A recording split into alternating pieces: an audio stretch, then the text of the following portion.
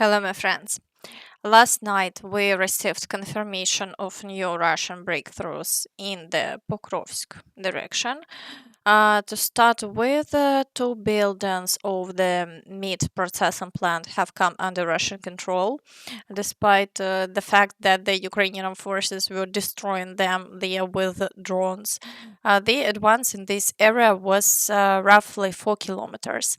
It was also confirmed that the Russians now effectively control almost all of Pokrovsk, you could say about 99%, and here the advance reached another 3 kilometers and 200 meters up to the very outskirts of Dynas. And if we take a closer look, we can see that only a small part of Pokrovsk is still in the gray zone or under the control of the Ukrainian forces. It's just the last three streets of the private sector. This means that only 2 kilometers and 100 meters remain between the lines of the front here.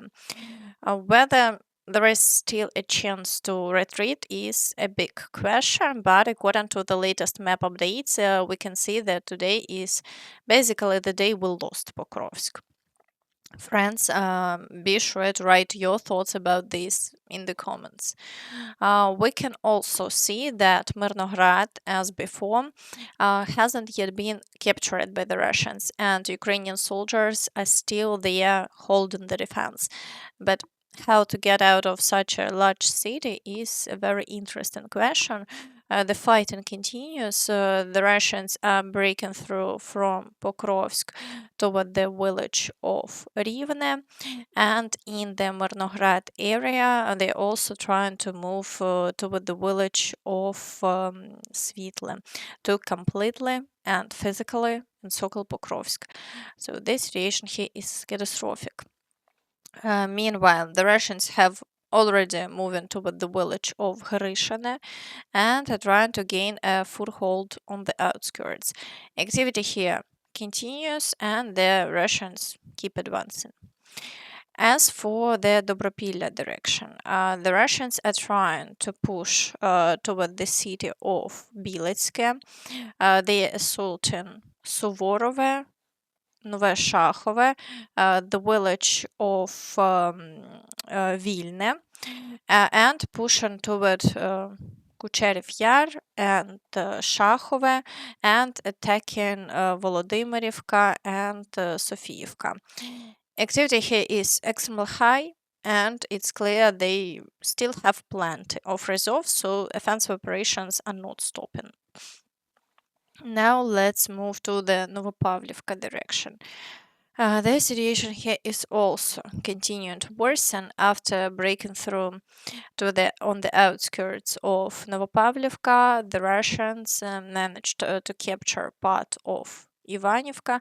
The advance here was 2 kilometers and 300 meters, so the front line in this area is also shifting not in our favor. In addition, fighting for Novopavlivka continues, and the Russians are assaulting Dachne and Iskra. The situation is very difficult, and the Russians are not reducing the activity. In the direction of the settlement of Pokrovsk in the Dnipropetrovsk region, the Russians are assaulting Alexandrograd and Sosnivka, breaking through toward Oleksiivka and toward Novoalexandrivka. However, there have been no new changes over the past day, although, according to Russian claims, they have already captured Novoalexandrivka and the village of Hai. Yesterday, they even released video confirmation showing their troops in the village with Russian flags. So there is a possibility that a major collapse has happened here as well, but so far this has been kept quiet. And if this breakthrough by the Russians is confirmed, only about 5 kilometers and 300 meters will remain to the settlement of Pokrovsk, and that's very little. In the Huliaipole area, the situation is even worse. The Russians have managed to advance, and today they're already assaulting new settlements, Zaporizhzhia and Dobropillia. So, as we can see, at first, so here is Dobropillia. As we can see, at first they are trying to seize the territory at least up to the river. After that, they will try to push further. Activity is extremely high, and the Russians are likewise trying to advance across the water barrier toward Huliaipole, assaulting Високе, Zelený High and Високе. So far, there are no changes, but stopping the Russian advance hasn't been possible. Now let's move on to the situation in the Zaporizhzhia direction. Here too, the Russians continue the attacks, and today there are reports of assaults on Stepnohirsk. According to some data, the Russians managed to enter the settlement, and part of it is already in the gray zone, but the Ukrainian forces are destroying them and not allowing them to gain a foothold. So for now, the fighting continues. In the Kherson direction, the Russians continue attempting to break through in the area of the Antonivsky Bridge, but they have had no success, and the front line hasn't changed for the past day. Shelling continues as usual. Now let's move to the Kostyantynivka direction. Here, the Russians are assaulting Maiske, pushing toward Velykyi and fighting is ongoing in the area of Mykolaiivka. The Russians are also trying to advance toward Chasiv Yar. They additionally assaulting Pleshiivka, Klebanbyk, and Stepanivka and pushing beyond Rusin Yar and Poltavka. The situation is difficult, but for now the Ukrainian forces are managing to repel the attacks and the front line remains unchanged. In the Siversk direction, the Russians are assaulting Yampil, pushing from two sides into Siversk, assaulting Zvanivka, and advancing in the area of Fedorivka and Vyimka. At the same time, reports are appearing that the Russians have managed to enter and establish positions on the outskirts of Siversk. The elimination of a Russian soldier in the southern part of Siversk. This allows us to conclude that the Russians have taken a number of positions further south. Thus, the Russians are gradually trying to break through here as well, although there are no major changes. The Ukrainian forces are destroying them in large numbers. In the Lyman direction, the situation is also difficult. The Russians are pushing toward Lyman from two sides. They are also assaulting Stavky, Drobышева, Novoselivka, Korovy Yar, and Novomykhailivka, and advancing in the area of Karpivka. But over the past day, there have been no changes, and the fighting continues. In the Borova direction, the Russians are assaulting Chernyshina, but they have no success, and over the past day, the front line has remained unchanged. In the Kupiansk direction, the Russians, as before, continue trying to advance toward the southern part of the city, but the Ukrainian forces keep repelling all attacks, and there are no changes so far. At the same time, the Russians are trying to break through in the areas of Pishane and Holubivka, but they have no success, and the front line remains unchanged. in the Velykyi Burluk direction. There is still no official confirmation of Russian advances.